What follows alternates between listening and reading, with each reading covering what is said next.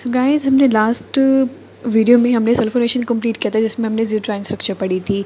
अब हम करेंगे हमारा last topic basicity of amines. हम सबको पता है कि अमोनिया जो है बेसिक नेचर का होता है, तो सारे अमाइंस या अमोनिया सारे बेसिक नेचर के होते हैं। तो उनके बारे में हम थोड़ा सा और पढ़ेंगे कि अमाइंस के अंदर प्राइमरी, सेकेंडरी, टर्शरी काफ़ी सारी फॉर्म्स होती हैं। एरोमेटिक अमाइन, एलिफेटिक अमाइंस, इनमें सबसे ज़्यादा स्ट्रॉन्ग कौन होता है, कौन वीक बेस है, कौन सब चीज़ें हम पढ़ेंगे।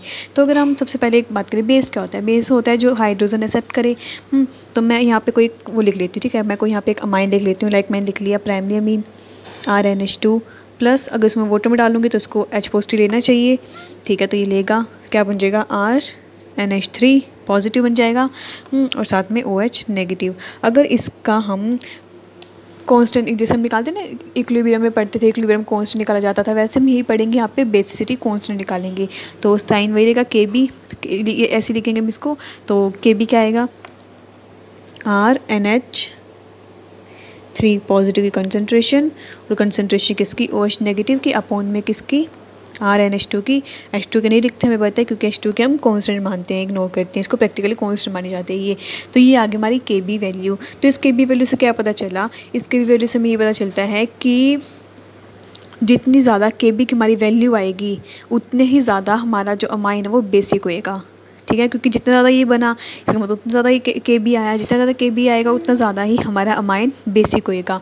अब हमने एक टर्म और पढ़ी है, जैसे हम वो PKB, यहाँ पे एक और हम पढ़ेंगे, क्या पढ़ेंगे, PKB आपने समझ पैसे कि आप हम पढ़ते हैं ना, उसमें एसिड वगैरह में पढ़ते हैं, pH equals to minus log, है ना, ये वाला वैसे बिल्कुल यहाँ पे है। तो यहाँ पे हम पढ़ेंगे PKB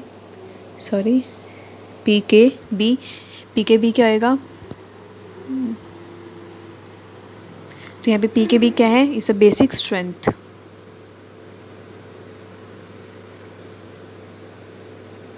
तो PKB किसके इक्वल हो गया, माइनस log किसके, KB के।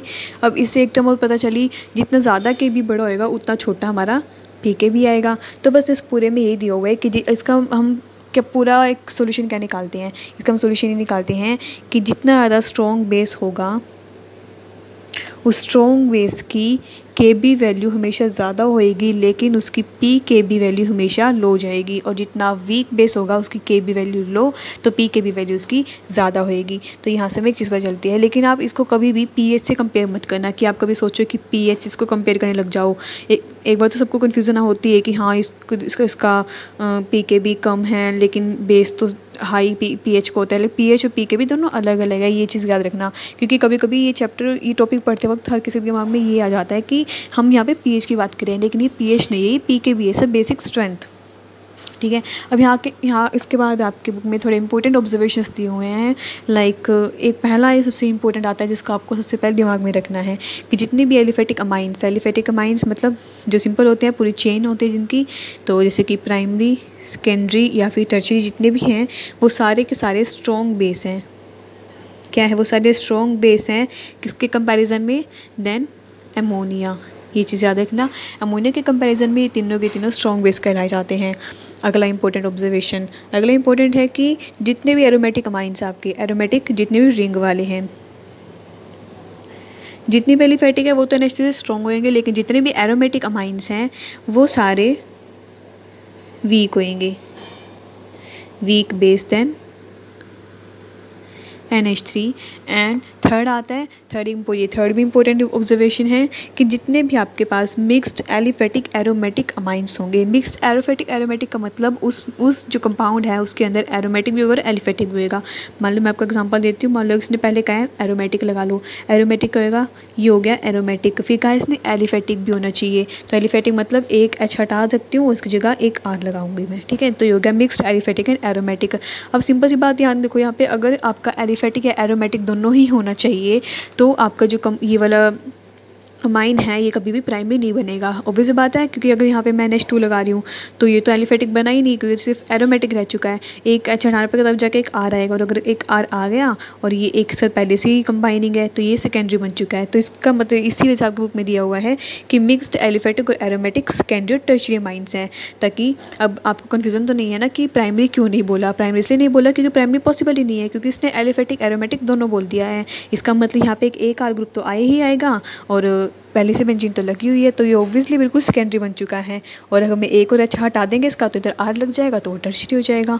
तो प्राइमरी तो किसी जगह से बन ही नहीं रहा इसका। तो इसीलिए mixed aliphatic aromatic secondary and tertiary amines भी स्ट्रॉन्ग बेस कहलाए जाते हैं। देन ये स्ट्रॉन्ग बेस है। देन अब अमोनिया नहीं आएगा, अब आएगा यहाँ पे pure aromatic amine, pure aromatic amine से। अब ये जो तीनों हमने पढ़े हैं, इन तीनों का जो है प्रॉपर रीज़न गिवन है आगे, पूरा का पूरा रीज़न, पूरी डिटेल गिवन है। सबसे पहले मैं आपको ये बता देती हूँ, ये बहुत ईजी है। देखो छोटा सा है, बिल्कुल बहुत ईजी है, इसलिए मैं आपको सबसे पहले ये बताऊँगी। ये है हमारा mixed aliphatic aromatic secondary tertiary amine कोई भी, और ये है हमारा प्योर एरोमेटिक अमाइंस। मैंने ये एग्जांपल ले रखा है तो मैं इसको दोबारा से लिख देती हूँ। जैसे हमने ले रखा है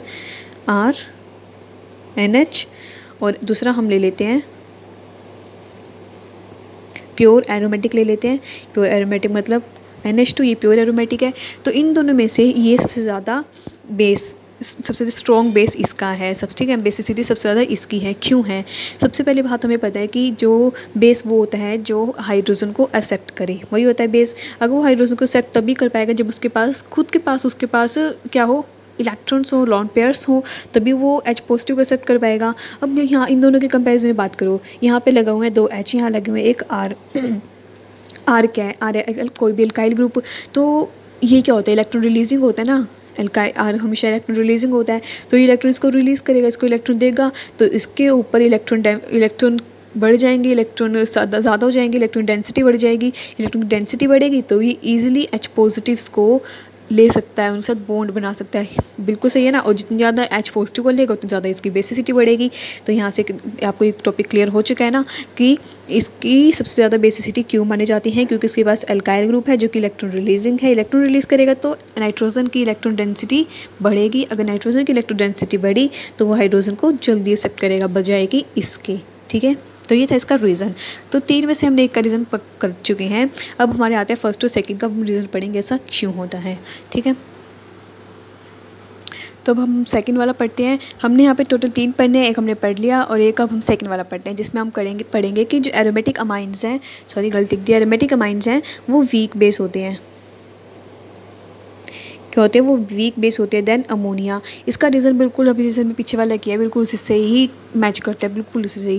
जैसे कि आप देखो यहाँ पे एरोमेटिक अमाइंस ले लेते हैं, हम प्योर लेना है आपके, हमें एरोमेटिक अमाइन ले लिया और एक हमने ले लिया NH3। हमें पता है N के पास, दोनों के पास ही एक लॉन पेयर प्रेजेंट है, ऑब्वियस बात है। अब यहाँ पे देखो, यहाँ पे तो लॉन पेयर है ऐसे पड़ा रहा, लेकिन जब ये वाली एरोमेटिक स्ट्रक्चर है तो उसके पास लॉन पेयर्स भी हैं। तो ये बिल्कुल पक्का पता है हमें क्या करेगा, ये पता चल जाना चाहिए आपको भी। तो क्या करेगा, ये रेजोनेंस करेगा।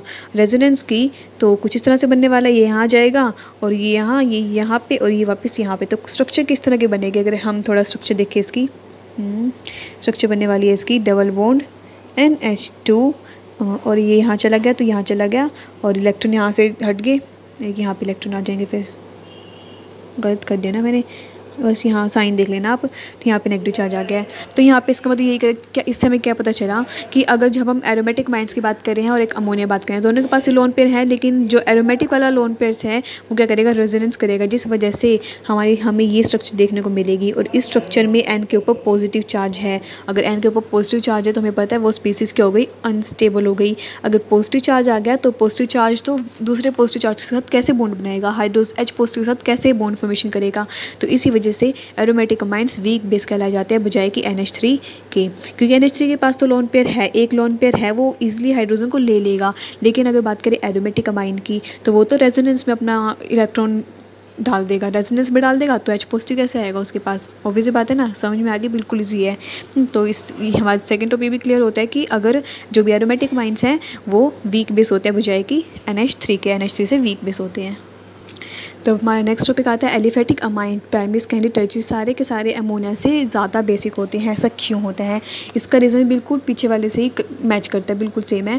इसमें क्या करना है कि हमें इससे पता है प्राइमरी सेकेंडरी टर्शियरी की बात हो रही है, तो मैं सिंपल ले लेती हूँ पहले RNH 2 ले लिया मैंने, ठीक है। RnH2, RnH2 क्या प्राइमरी है। अब यहाँ पे R ग्रुप है, R ग्रुप क्या है, वही इलेक्ट्रॉन रिलीजिंग है। अगर वो इलेक्ट्रॉन रिलीज़ करेगा नाइट्रोजन की इलेक्ट्रॉन डेंसिटी इंक्रीज़ होएगी, जिस वजह से वो H पॉजिटिव को ईजिली ग्रैब कर सकता है, इसलिए उसके साथ बॉन्ड फॉर्मेशन कर सकता है, तो वो अच्छा बेस हुआ। फिर हम बात करें सेकेंडरी की, सेकेंडरी क्या लेंगे, R2NH, तो यहाँ तो दो R ग्रुप हैं, 2 R ग्रुप हैं और ज़्यादा इलेक्ट्रॉन डेंसिटी इंक्रीज़ होगी, तो obvious बात है NH3 से ज़्यादा हो गया। अब हम बात करें R3N की, ये तो इसमें 3 अल्काइल ग्रुप है और तीनों के तीनों ही इलेक्ट्रॉन रिलीजिंग होंगे, तो ज़्यादा इलेक्ट्रॉन डेंसिटी इंक्रीज़ होगी N पे, तो ये भी NH3 से ज़्यादा बेसिक हो गया। लेकिन ये तीनों ही NH3 से ज़्यादा बेसिक हैं, लेकिन इनके आपस का ऑर्डर भी आसान नहीं है। अगर हम बात करें कि मैं आपसे सिंपली पूछूं कि बताओ इनका ऑर्डर क्या होएगा, तो आप सब ये बोलोगे कि टर्शियरी, सेकेंडरी एंड प्राइमरी।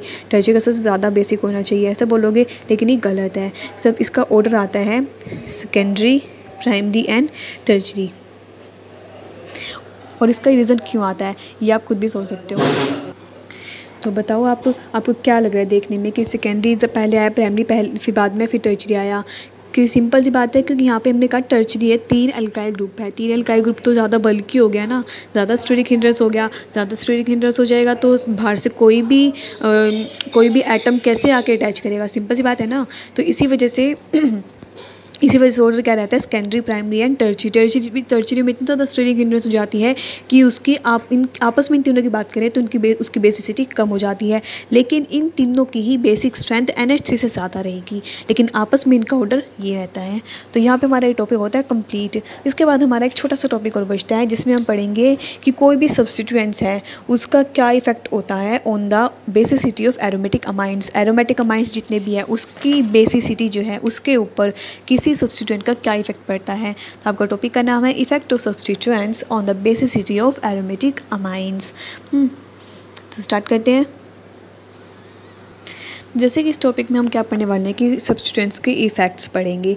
अब हमें पता है, हम सबको पता है कि 2 तरह के ग्रुप देखने को मिलते हैं, एक होता है इलेक्ट्रॉन रिलीजिंग ग्रुप होता है और एक होता है इलेक्ट्रॉन विड्रॉइंग ग्रुप होता है। जो इलेक्ट्रॉन रिलीजिंग ग्रुप होता है वो क्या करेगा, इलेक्ट्रॉन रिलीज़ करेगा, लाइक एग्जांपल CH3, कोई भी अल्काइल ग्रुप, तो अल्काइल ग्रुप लगा लेते हैं। और इलेक्ट्रॉन विड्रॉइंग कौन सा होता है, जो इलेक्ट्रॉन को ले लेगा, इलेक्ट्रॉन वहाँ से विड्रॉ कर लेगा, उससे इलेक्ट्रॉन डेंसिटी डिक्रीज़ कर देगा।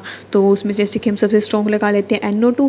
तो ये सब चीज़ें क्या हैं, 2 हमें ग्रुप पता है और इनका बहुत बड़ा रोल है। इन्हीं के बारे में पढ़ रहे हैं, सब्स्टिट्यूएंट्स इन्हीं के बारे में पढ़ रहे हैं। अगर वो सब्स्टिट्यूएंट इलेक्ट्रॉन रिलीजिंग हुआ और वो इलेक्ट्रॉन रिलीजिंग हुआ तो इलेक्ट्रॉन रिलीज़ करेगा, नाइट्रोजन पे इलेक्ट्रॉन डेंसिटी को इंक्रीज़ करने वाला है। नाइट्रोजन अगर उस पर इलेक्ट्रॉन डेंसिटी इंक्रीज़ हो गई तो इसका मतलब वो ईजिली हाइड्रोजन को एक्सेप्ट कर सकता है। और अगर electron withdrawing electron withdrawing electron वहाँ से डिक्रीज़ कर देगा, इलेक्ट्रॉन डेंसिटी डिक्रीज़ कर देगा। इलेक्ट्रॉन डेंसिटी अगर डिक्रीज़ हो गई तो नाइट्रोजन पे इलेक्ट्रॉन डेंसिटी कम हो जाएगी, अगर वहाँ पे कम हो गई तो हाइड्रोजन कैसे एक्सेप्ट करेगा, H पॉजिटिव कैसे लेगा, तो उसकी बेसिसिटी कम हो जाएगी। तो यहाँ से एक बात पता चली कि जितनी भी अगर वहाँ पे कोई सब्स्टिट्यूएंट अगर इलेक्ट्रॉन रिलीजिंग है तो वो बेसिसिटी इंक्रीज़ करने वाला है, लेकिन अगर इलेक्ट्रॉन विड्रॉइंग है तो वो बेसिसिटी को डिक्रीज़ करने वाला है, ठीक है। इसमें क्या होएगी, बेसिसिटी इंक्रीज़ होएगी, समझ में आ गया ना आपको, ये बेसिसिटी इंक्रीज़ होएगी और इसमें क्या होएगी, बेसिसिटी डिक्रीज़ होने वाली है। और एक बात और हमें यहाँ पे याद रखनी है, आप सब ने एक टॉपिक तो पहले से पढ़ा होगा काफ़ी टाइम से, ऑर्थो इफेक्ट नाम सुना ही होगा ऑर्थो इफेक्ट का।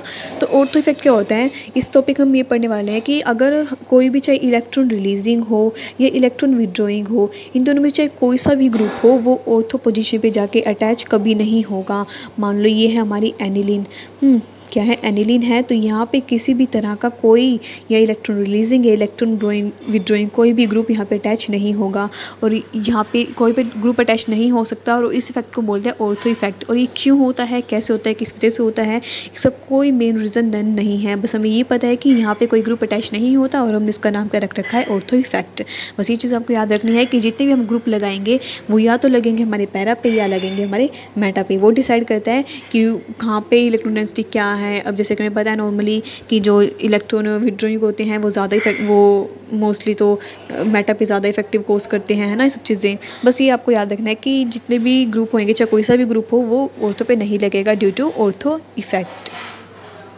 अब इसके बाद हम यहाँ पे 4 तरह के ऑर्डर पढ़ने वाले हैं जो कि मोस्ट इंपॉर्टेंट है, जिसमें से हम पहला ऑर्डर पढ़ते हैं। अगर हमारे पास एनिलीन है और एनिलीन के ऊपर मैंने सब्स्टिट्यूएंट लगाया हुआ है CH3 का, तो CH3 हमने कहा कोई भी कम सब्स्टिट्यूएंट है वो ऑर्थो पे नहीं लगेगा, तो पैरा और मेटा 2 ही पोजीशन है, तो उससे पहले लगेगा पैरा पे, फिर हम लगा लेते हैं दूसरा बना लेते हैं हम किसके लिए, मेटा के लिए। और एक सिंपल। हमें ऑर्डर पढ़ने हैं किसकी बेसिसिटी स्ट्रेंथ किसकी ज़्यादा है। तो हम यहाँ से क्या पढ़ रहे हैं, बेसिक स्ट्रेंथ लिख लेना टॉपिक। अब हम पढ़ रहे हैं बेसिक स्ट्रेंथ किसकी ज़्यादा है, हम यहाँ पे ऑर्डर पढ़ेंगे बेसिक स्ट्रेंथ की। तो जैसे हमने कहा कि क्या इलेक्ट्रॉन रिलीजिंग, इलेक्ट्रॉन रिलीजिंग मतलब इलेक्ट्रॉन की डेंसिटी इंक्रीज़ करने वाला है। तो जो इलेक्ट्रॉन रिलीजिंग ग्रुप है वो ज़्यादा इफेक्टिव कब होते हैं, वो ज़्यादा इफेक्टिव होते हैं हम सबको पता है ऑर्थो और पैरा पोजीशन पे। तो ये लगा हुआ यहाँ पे पैरा पोजीशन पे, तो ज़्यादा इलेक्ट्रॉन डेंसिटी यहाँ पे ज़्यादा इफेक्टिव है इसका इलेक्ट्रॉन रिलीजिंग जो इसका जो इलेक्ट्रॉन रिलीजिंग जो बिहेवियर है वो ज़्यादा स्ट्रॉन्ग है। तो यहाँ क्या करेगा, ये इलेक्ट्रॉन डेंसिटी इंक्रीज़ करने वाला है। तो बेसिक स्ट्रेंथ ऑब्वियसली बड़ी हो जाएगी किससे, मेटा से, क्योंकि मेटा पे हमें पता है जितने भी इलेक्ट्रॉन रिलीजिंग है वो वीक पड़ जाते हैं, है ना। तो यहाँ पे इसकी कम हो जाएगी और इस पर तो कोई ग्रुप ही नहीं है। यहाँ पे सबसे ज़्यादा स्ट्रॉन्ग इफेक्ट डाल रहा है, यहाँ पे कम डाल रहा है लेकिन डाल तो रहा है ना कुछ ना कुछ, और यहाँ पे बिल्कुल भी डाल रहा है। तो इसका जो बेसिक स्ट्रेंथ है उसका ऑर्डर कुछ इस तरह से आएगा, ठीक है। तो ये हमारा पहला टॉपिक कंप्लीट। उसके बाद हम सेकंड ऑर्डर पढ़ते हैं। सेकंड ऑर्डर भी कुछ इस तरह से, अब मैंने इलेक्ट्रॉन रिलीजिंग लिया, तब मैं इलेक्ट्रॉन विड्रॉइंग ले लेती हूँ। तो मैंने पहले ले लिया, मान लो वही मैं सेम ऑर्डर ऐसे लिख रही जैसे मैंने ऊपर लिखा। पहले हम इसका लिख लेते हैं पैरा वाला, देन हम लिख लेते हैं किसका, मेटा का लिख लेते हैं, देन हम लिख लेते हैं किसका, सिंपल एनिलीन, क्योंकि ऑर्थो पे तो आने वाला है नहीं। तो इसमें से बताओ NO2 क्या स्ट्रॉन्ग इलेक्ट्रॉन विड्रॉइंग है। हमने कहा जो इलेक्ट्रॉन विड्रॉइंग होता है वो ज़्यादा इफेक्टिव होता है वो किस पे, मेटा पोजीशन पे, और इलेक्ट्रॉन रिलीजिंग ऑर्थो और पैरा पे ज़्यादा इफेक्टिव होता है, जबकि इलेक्ट्रॉन विड्रॉइंग मेटा पे ज़्यादा इफेक्टिव होता है। तो यहाँ पे मेटा पे यहाँ पे लगा हुआ है, एक पैरा पे लगा मेटा पे। सबसे ज़्यादा स्ट्रॉन्ग कौन इफेक्ट कोर्स अपना, सबसे ज़्यादा स्ट्रॉन्ग विड्रॉइंग इफेक्ट कौन लगा डालेगा, मेटा वाला डालेगा। ज़्यादा इलेक्ट्रॉन खींचेगा, ज़्यादा इलेक्ट्रॉन खींचेगा, इलेक्ट्रॉन डेंसिटी को बिल्कुल कम, इलेक्ट्रॉन डेंसिटी बिल्कुल कम हो गई तो क्या होएगा, बताओ बताओ। अरे यार आपको पता होगा ना, अगर इलेक्ट्रॉन डेंसिटी ज़्यादा ही कम होगी तो क्या हो जाएगा, वो इलेक्ट्रॉन डेंसिटी कम होगी तो हाइड्रोजन कैसे एक्सेप्ट करेगा, है ना। तो बेसिक स्ट्रेंथ कम हो गई। तो यहाँ पे क्या आएगा, पहला वाला सबसे ज़्यादा स्ट्रॉन्ग, क्योंकि सिंपल एनिलीन है, कम से कम कोई खींचने वाला तो नहीं है ना, तो इसलिए सबसे ज़्यादा बेसिक स्ट्रेंथ इसकी। फिर एक हमारे पास एक ऑर्डर आता है कि हम इन दोनों में से किसका लगाएं। जैसे कि मैंने अभी कहा कि जो NO2 है वो ज़्यादा इफेक्टिव कोर्स करते हैं अपने मेटा पोजीशन पे, होता है बिल्कुल होता है। लेकिन एक बात यहाँ पे याद रखना कि जो इलेक्ट्रॉन विड्रॉइंग होते हैं ना जितने भी, वो ऑर्थो और पैरा पोजीशन पे भी बहुत ज़्यादा इफेक्टिव कोर्स करते हैं। मेरा कहने का मतलब ये था कि जितने भी इलेक्ट्रॉन विड्रॉइंग होते हैं वो मेटा पोजीशन पर जाके उनकी अटैचमेंट होती है, हमने इस पढ़ाई शुरू से पढ़ा है, ज़्यादा स्टेबल होते हैं मेटा पोजीशन पे, लेकिन ऑर्थो और पैरा पोजीशन पे भी उनकी काफ़ी इफेक्टिवनेस देखने को मिलती है। तो जितने भी इलेक्ट्रॉन विड्रॉइंग ग्रुप हैं वो अपना ऑर्थो पोजीशन पे इतना ज़्यादा इफेक्ट दिखाते हैं, क्योंकि हमें पता है ऑर्थो पैरा पोजीशन सबसे बेस्ट मानी जाती है, सबसे स्टेबल मानी जाती है। तो उस पोजीशन पे अगर कोई इलेक्ट्रॉन विड्रॉइंग ग्रुप आ गया तो वो ज़्यादा इफेक्टिव कोर्स करता है। तो इस वजह से सबसे ज़्यादा इफेक्टिव ये कोर्स करेगा, देन ये। तो ऑर्डर क्या रहने वाला है, इस तरह का रहने वाला है। अगर आपको नहीं समझ में आए तो आप मुझसे कमेंट में पूछ लेना दोबारा से, मैं अच्छे से इस पर एक और वीडियो बना सकती हूँ।